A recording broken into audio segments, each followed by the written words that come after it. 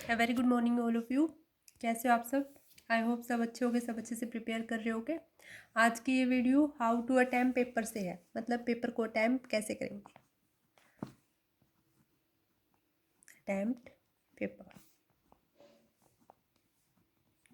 देखो जो टॉपर होते हैं और जो मतलब जिनके थोड़े से कम मार्क्स रह जाते हैं, topper means in the sense जो क्लास में फर्स्ट आते हैं, ब्लॉक में फर्स्ट आते हैं या फिर स्टेट में फर्स्ट में आते हैं, तो उनका मतलब है कि वो पेपर को कुछ अलग तरीके से अटैम्प्ट करते होंगे, है ना।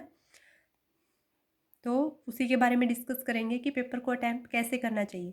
एक मैंने ऑलरेडी वीडियो डाल रखी है इस पर, हाउ टू बिकम टॉपर। उसमें सारी चीज़ें पढ़ना कैसे है सब कुछ बता रखा है, उसमें पेपर अटैम्प्ट करना भी बता रखा है।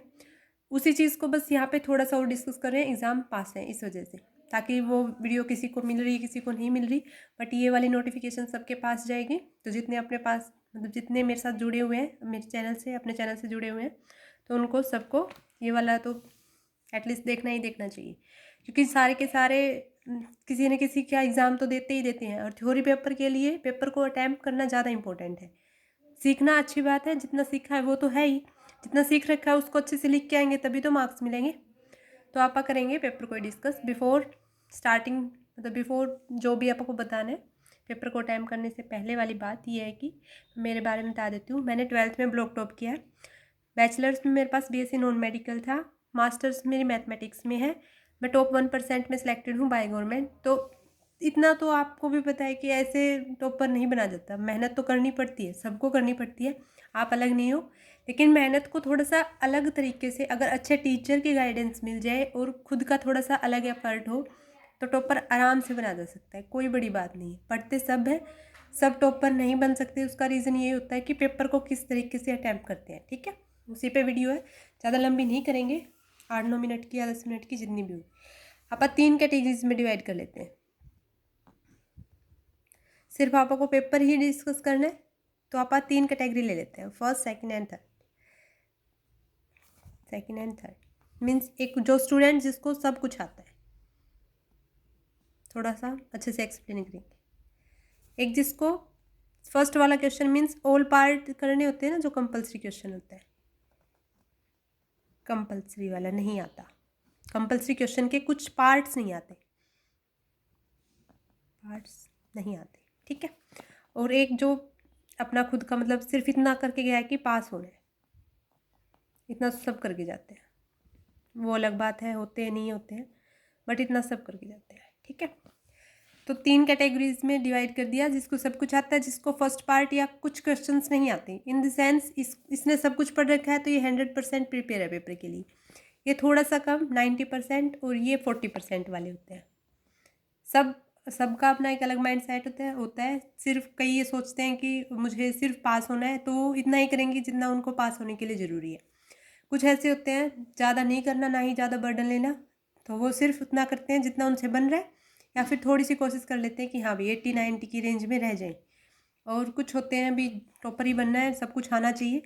टॉपर बनने से भी ज़्यादा इम्पोर्टेंट है मेरे अकॉर्डिंग कि आपको चीज़ें आनी चाहिए। टॉपर बन के ऐसे नकल भी चलती है। और ये पेपर की बात HBSC बोर्ड के लिए ज़्यादा हो रही है, क्योंकि मैं 10th 11th 12th को भी प्रिपेयर करवा रही हूँ। तो HBSC के हिसाब से इतना फर्जीवाड़ा चलता है, कुछ नहीं कह सकते, ठीक है। आपको भी पता है, मुझे भी पता है, मैंने आंखों से देख रखा है और आप लोग आंखों से देख के आओगे, है ना।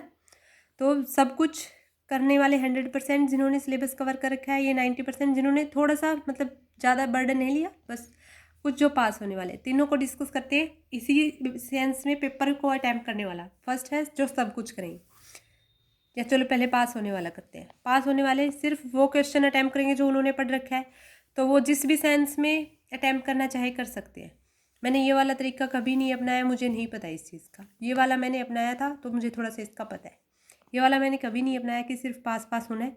मैं सारा पढ़ के जाती थी अच्छे से, जितना मतलब कर सकते हो उतनी तो कोशिश करनी चाहिए, है ना। तो इसका मुझे नहीं पता ज़्यादातर, बट जो क्वेश्चन और जिस कंसेप्ट से रिलेटेड है तो क्वेश्चन नंबर डालो और अटैम्प्ट कर दो पेपर को, ठीक है। अब इन दोनों की बात करते हैं।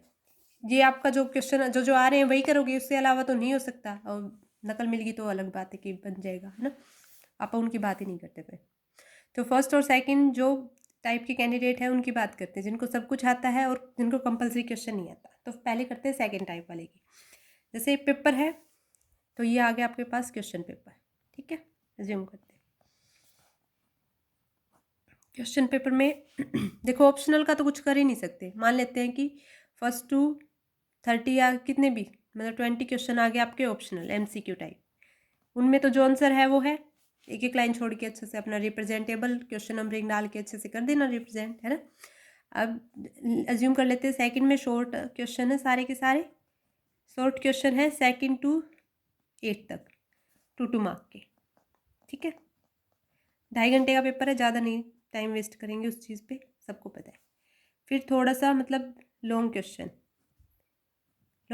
है 4 मार्क का, मतलब 2 to 8 हो गए, तो इसका मतलब ये 9 to 14 तक ले लेते हैं। और ऐसे ही 15 to 18 या 20 तक ले लेते हैं लॉन्ग क्वेश्चन। लॉन्ग मतलब बहुत long, very long type question, जो 6 मार्क के या फिर ज़्यादा हैं तो उतने के, ठीक है। इस पेपर पैटर्न को फॉलो करते हैं, कैसे पेपर अटैम्प्ट करना है अच्छे से बताएंगे, ठीक है। बिल्कुल भी पेपर में ये नहीं सोचना कि जितना आ रहा है सिर्फ उतना लिखेंगे, इस बात को माइंड से निकाल दो। आपका है HBSC बोर्ड, और HBSC क्या कौन सा भी बोर्ड हो, एग्जामिनर के माइंड में पहले से ही सेट होता है। अगर उसने कॉपी उठाई और उसको ये लगा कि ठीक ठाक राइटिंग है और जो उससे रिलेटेड कंटेंट उसे मिलना चाहिए वो मिल गया, और ज़्यादा पेज फिल है, तो आपकी परसेंटेज और आपके मार्क्स आने की श्योरिटी ज़्यादा हो जाती है। इन द सेंस उसने कॉपी खोली, कॉपी खोलते ही अगर आपकी 40 शीट की कॉपी है, 40 पेजेस की कॉपी है आपकी जो आंसर सीट है, अगर उसमें आपने 38 या 40 तक फिल कर रखे हैं, तो इसका मतलब वो पहले से ही सोच लेगा कि 90 देने हैं या 95 देने हैं। अगर उस बंदे ने अच्छा लिख रखा है, मतलब मेरी कॉपी है, तो अगर मैंने उसमें रिलेटेड कंटेंट डाल रखा है और इतने पेज फिल हैं, तो वो 90 to 95 दे देगा आराम से। ऐसे ही कोई कैंडिडेट है जिसने सब कुछ लिख रखा है लेकिन उसके पेज सिर्फ 20 पेज फिल हुए, थोड़ा सा अंदर ही घुसा दिया उन बातों को, लेकिन लिख दिया सब कुछ, वो पहले से ही सोच लेगा 50 दूंगा या 45 दूंगा, इससे ज़्यादा वो स्कोर करेगा ही नहीं, पढ़ाएगा ही नहीं, क्योंकि उसको थोड़े पेज लग रहे हैं। ये बात साइंस में थोड़ी सी कम लागू होती है, इन द सेंस केमिस्ट्री के पेपर में, लेकिन बन जाती है, बड़ा बनाया जा सकता है। वो कैसे बनाऊंगी अभी करने हैं उसी चीज़ को। देखो MCQ टाइप क्वेश्चंस का कुछ सॉल्यूशन नहीं है। क्वेश्चन फर्स्ट है तो अच्छे से पेपर को करना है, तो क्या करेंगे, पहले आंसर लिखेंगे, आंसर्स डाल दिया हेडिंग। ये फर्स्ट क्वेश्चन है, फर्स्ट क्वेश्चन है कंपल्सरी जिसको नहीं आता वो लास्ट में अटैम्प्ट कर लेना, ठीक है। उसका एक रीज़न है, क्योंकि कंपल्सरी क्वेश्चन अगर अच्छे से नहीं आ रहा तो इम्प्रेशन अच्छा नहीं जाएगा, तो उसको लास्ट में डाल देना। तो आप सेकंड क्वेश्चन से स्टार्ट करके कंटिन्यूटी में रहना। कंटिन्यूटी बिगड़ जाती है ना, तो माइंड पे टीचर के भी अलग हो जाता है कि वो क्वेश्चन पेपर खोल रहा है, फिर उसको देख रहा है, हाँ ये थर्ड क्वेश्चन है, हाँ फिर उसका मन हुआ तो अगर आपने 8th फिर अगला थर्ड से बाद वाला सीधा आपने 9th क्वेश्चन अटैम्प्ट कर दिया, उसको 4 मार्क्स देने थे लेकिन वो 4 में से 2 ही दे देगा, क्यों, क्योंकि उसको ये लग रहा है सीरीज में चल नहीं रहे, और सबका एक अलग माइंड सेट होता है। तो प्लीज़ थोड़ा सा अच्छा सा अगर पेपर होगा रिप्रेजेंटेबल, थोड़ी सी हैंड राइटिंग अच्छी कर लेना, थोड़ी सी बस, मेरे कहने पे कर लेना, वैसे नहीं हो रही हो तो, क्योंकि हैंड राइटिंग बहुत मायने रखती है, बहुत ज़्यादा मायने रखती है। कंपल्सरी क्वेश्चन है फर्स्ट का, मतलब जैसे ए पार्ट है तो या ऐसे ही फर्स्ट पार्ट है कुछ ऐसे, तो मान लेते हैं कि बी ऑप्शन सही था तो बी डाल दो, बस इतना सा काम, बी ऑप्शन भी लिख सकते हो, ठीक है। ऐसे ही इससे बी है या फिर सेकंड है, उसका आपको लग रहा है कि सी आंसर है तो आप सी डाल दो, और सी के बाद भी अगर उसमें लिख रखा है 5 या फिर sine theta, in the sense उसके आगे लिख रखा है तो वो चीज़ लिख दो। जैसे इसका आंसर है टेंजेंट 30 डिग्री, तो ऐसे लिखा हो ताकि वो ज़्यादा अच्छा लगे, ठीक है। ऐसे ही सारे के सारे क्वेश्चंस अटैम्प्ट कर देना फर्स्ट के, जिस सारा पेपर सीरीज में अटैम्प्ट करना है, फर्स्ट टू 20 क्वेश्चंस तक पेपर दे रखा है तो ऐसे ही अटैम्प्ट करना है, ठीक है।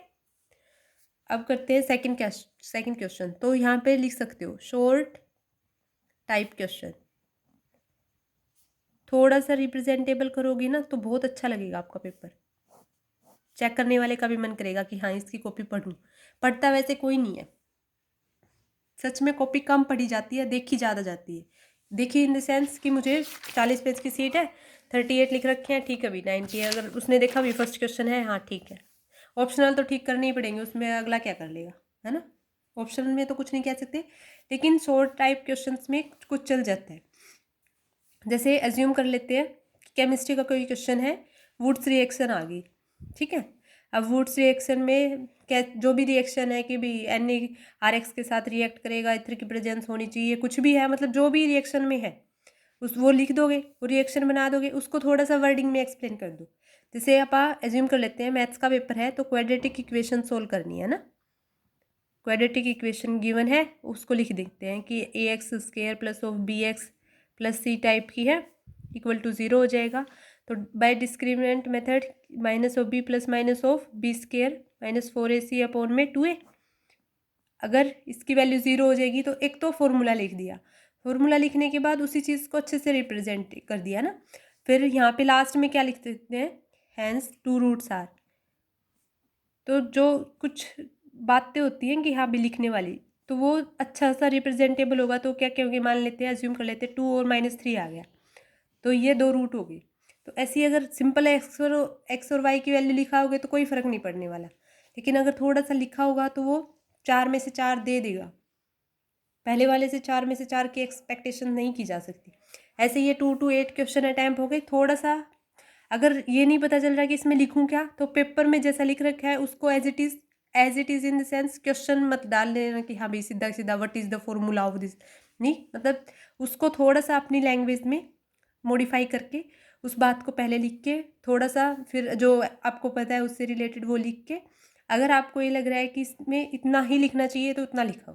लेकिन ये लग रहा है कि 4 में से 4 में कितना लिखना चाहिए वो आगे बताती हूँ कैसे लिखना है, ठीक है। इतना हो गया, ये 2 मार्क का 2 दे देगा, आराम से दे देगा।